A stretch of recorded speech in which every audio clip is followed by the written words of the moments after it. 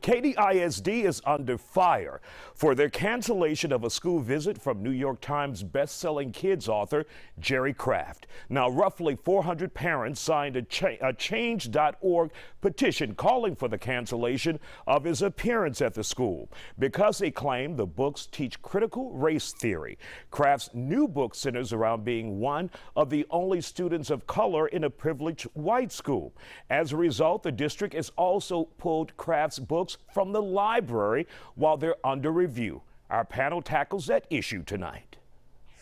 And our guests are here on The Factor Uncensored tonight to talk about what's going on in Katy ISD with this author, Jerry Craft. And Rashonda, you're familiar with Mr. Craft. Is this the new 2021 version of book burning and burning the author at the stake for the school district kicking him to the curb? It is, and it's so sad because this really isn't warranted. It's just another way for them to try and bring critical race theory into the discussion. Jerry is a phenomenal author. He has middle school fans all across the world. And the bad part about this story is that he's writing stories that really happened to his own son. And so his own son had issues at new schools, and that's what he's writing. And Katy ISD parents are taking that and just running with it to bolster their claims of critical race theory. Todd, let's hear from you in this conversation. When we hear about critical race theory and how many white parents across the country are against it, upset about it, and they essentially go after anyone who brings it close to their children in the classroom, your thoughts about this and Jerry Craft and his books?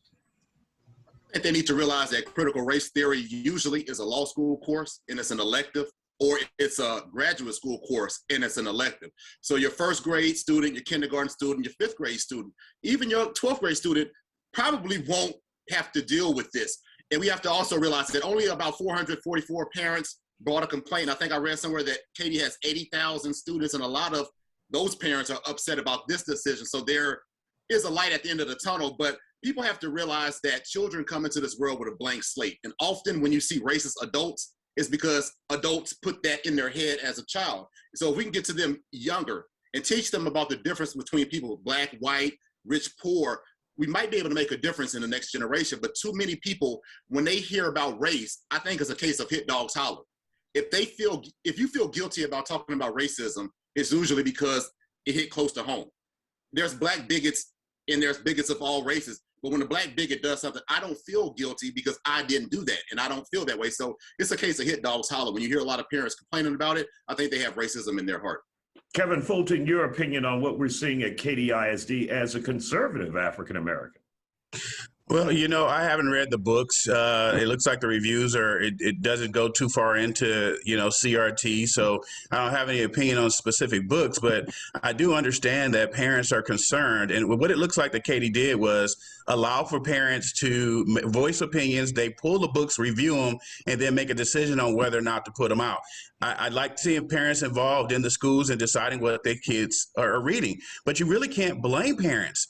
There has been so much indoctrination now in schools, and they've become a social experiment, teachers experimenting class and filling our kids' heads with so much garbage that the test scores are down when it comes to reading and writing because we're in there trying to make our kids into, some social experiment. So I understand why parents are concerned, or understand why they don't trust the school districts, and they have the right to have the book at least reviewed by a panel to decide whether or not it's something that they want to be introduced into the schools.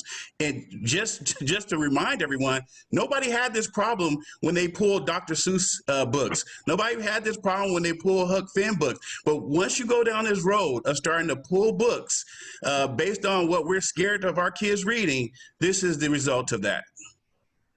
This isn't the first time. Yeah, this isn't the first time Katy ISD has pulled a book. They pulled The Hate You Give by Angie Thomas for the same reason, because it dealt with racism and police brutality.